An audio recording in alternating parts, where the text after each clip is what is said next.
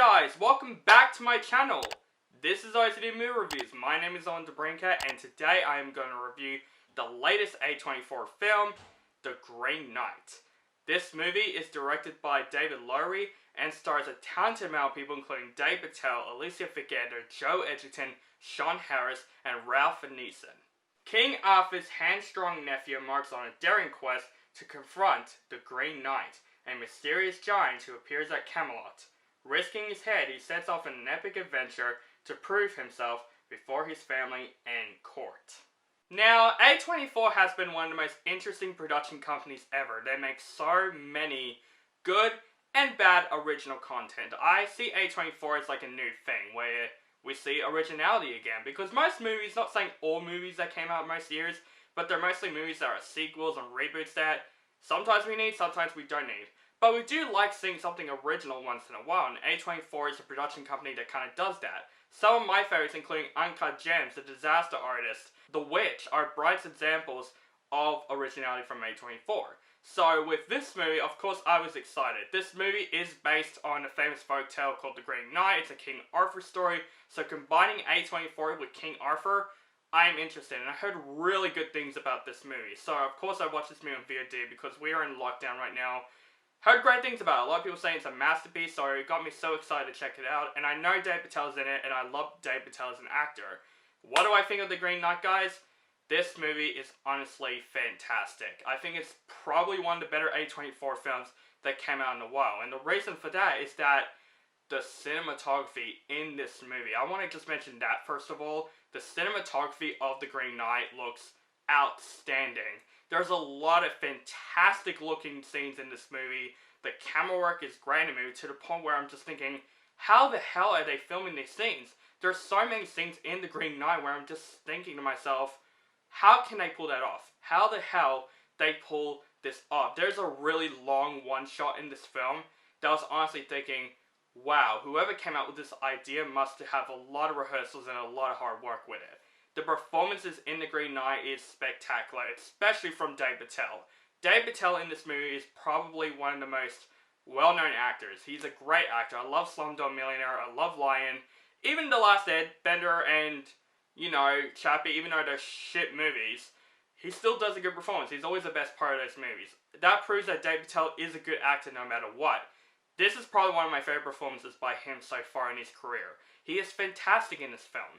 His performance is so believable in this film, and of course you follow along on this adventure throughout the majority of the film. Especially the rest of the cast in the movie are fantastic as well, like Alicia Vikander plays probably one of the most interesting roles I've seen her in. Haven't seen her in a film since Tomb Raider, so that's really cool to see. She plays two characters in the film without spoiling it, and both of those characters are very, very interesting in the film, and they have a lot to do with the story. Joe Edgerton was in this film quite a bit, and he was great in the film also. Another actor that I haven't seen him in the film in a while, and he is great in the film. Sean Harris as King Arthur.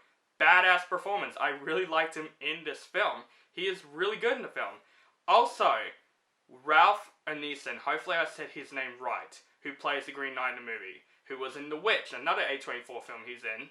He was fantastic in the film. Even though he really wasn't much in the film, whenever he is in the film, he is fantastic. And I don't know if it's CGI or makeup effects, but it looks outstanding. It looks kind of realistic in my opinion. It looks really good on him. And honestly, I didn't notice it was him until I looked at the cast of the movie. And I was like, holy shit, that guy from The Witch is in the film?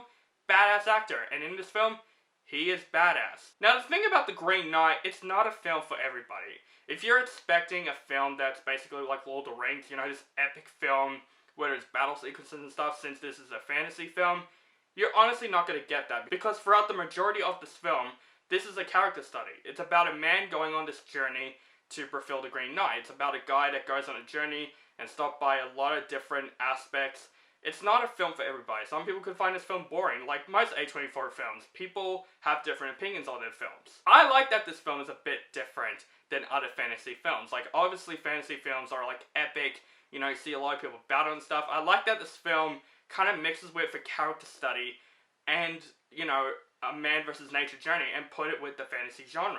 Even though this film is based on the source material, and obviously this film matches the source material well, because I know nothing about The Green Knight, I did research this movie, it did, follow the source material, it still felt original to me. Like, the film kind of felt different than other fantasy films out there.